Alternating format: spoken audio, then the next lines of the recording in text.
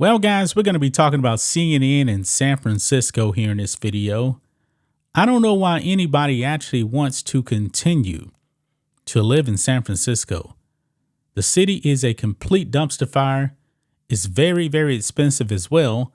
But however, if you are not in a position to actually move away from San Francisco, maybe you can't actually afford it or something like that, there's one thing that you can actually do. And guess what, guys? It is absolutely free. You don't have to pay a dime. All you need to do is change your voting habits. Guys, that's all you got to do. It's that simple. Change your voting habits. Get informed. Just because someone has a D next to their name doesn't mean you actually have to vote for them. Now, don't go down the route of Chicago, where they were so frustrated with Lori Lightfoot, they actually voted for a man that's worse than her. Yeah, Brandon Johnson is worse than Lori Lightfoot. I don't have any faith in San Francisco. I really don't. It is one of the worst cities to live in America. A lot of people have actually left California. They moved to Texas. They moved to Florida. Because over here in Texas, we're nothing like what's going on over there in San Francisco and other parts of California. That actually brings us to CNN now. Because, guys, I was stunned by this. This story is actually like a few days old. But I had to cover it.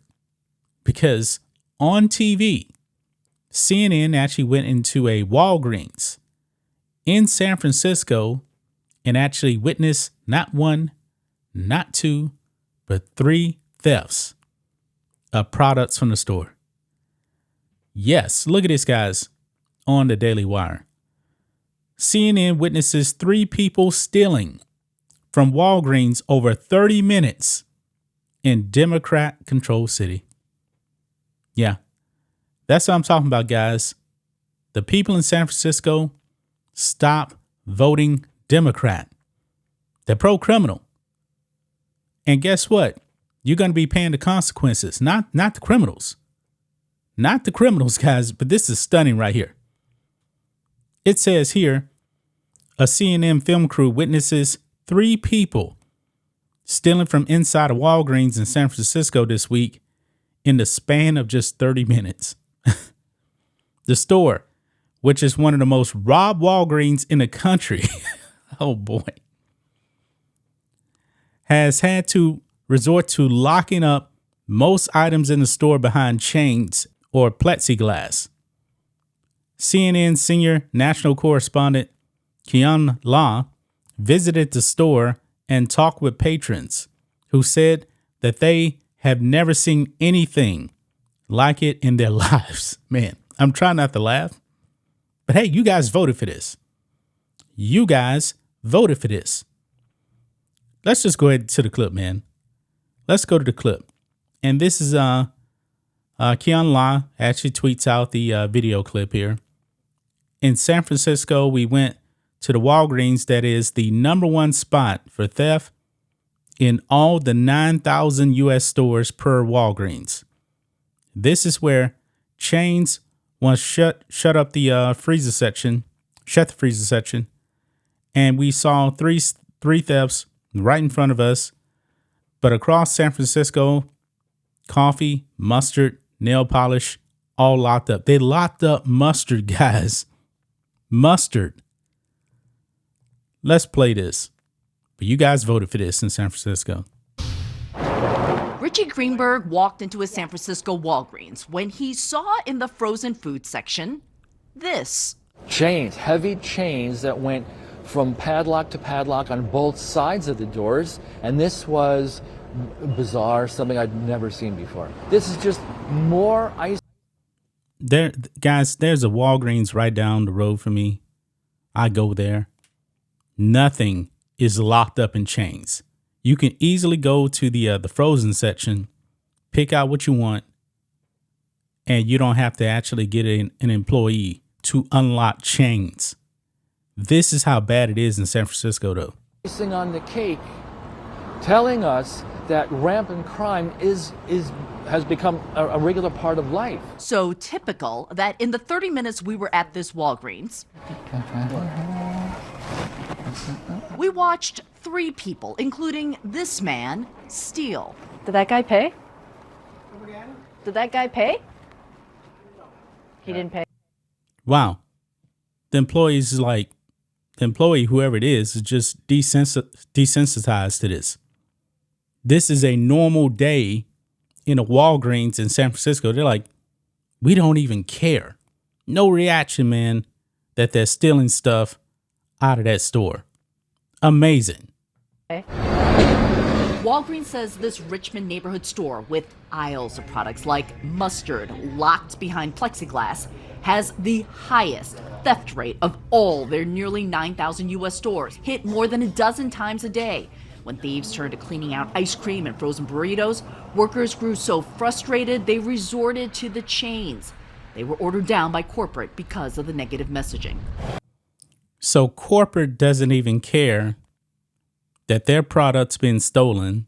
They're losing money. They told the employees to remove the chains.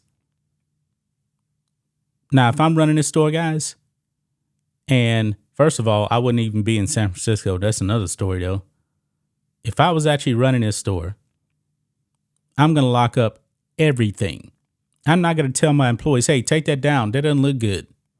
But boss, we're losing our product. You're losing money. I don't care. It looks bad. You know, we're progressives. Yeah. But Walgreens isn't the only retailer impacted in San Francisco. You have to ask an employee for help.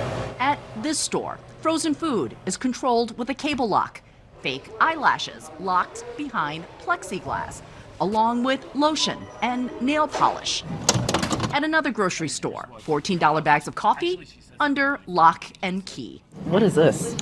I don't know. I don't understand why coffee.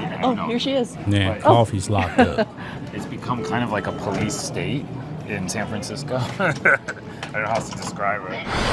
It's not part of city life. It's not part of the way people should be living, right? And that includes folks who are committing the crimes. Marjan Philauer, mom of 3, small business and community advocate, says these visible problems in her city are leading to renewed activism driven by residents, like the recall of the city's district attorney last year. I think what we've seen, especially in the past couple of years, is less tolerance, more exasperation, and more movement to action by everyday San Franciscans to change how their city is run. It's not enough right now, but there is a change, and I think ultimately we will get there. San Francisco City Supervisor Matt Dorsey, former police spokesman and recovering drug addict, sees the rampant shoplifting as a systemic problem, from city leaders to an understaffed police force to the fentanyl crisis. When you're seeing that level of retail theft, that tends to be subsistence level retail theft. People who are hungry. People are hungry. There is a level of addiction playing out in many parts of our city. It's happening at levels we really haven't seen in San Francisco. What I'm hearing from my residents and what I'm hearing from San Franciscans is it's time for tough love. We are not doing any addict in this city favors by enabling behavior that is potentially deadly in ways we have never seen. We're going to get to the enabling here in a second.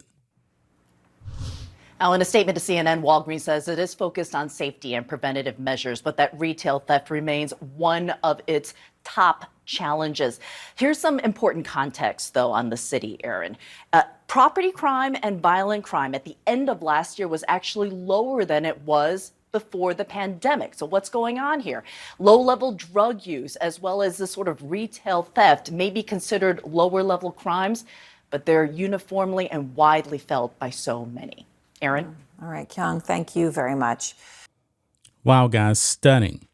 Stunning. The guy walked out. I don't know which product he actually stole. Walked out like it was nothing. The employee behind the counter is like, yeah, he didn't pay. So what? I mean, why is San Francisco like this? And it's not going to get better, guys. Look, this is a problem right here. Look at this. This is from April of 2023 this year. It says here, and this is NBC Bay Bay Area here. Says, how often does San Francisco deal with shoplifters?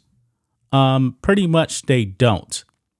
It even says right here, under current state law, shoplifting merchandise valued under $950 is considered a misdemeanor and often not investigated.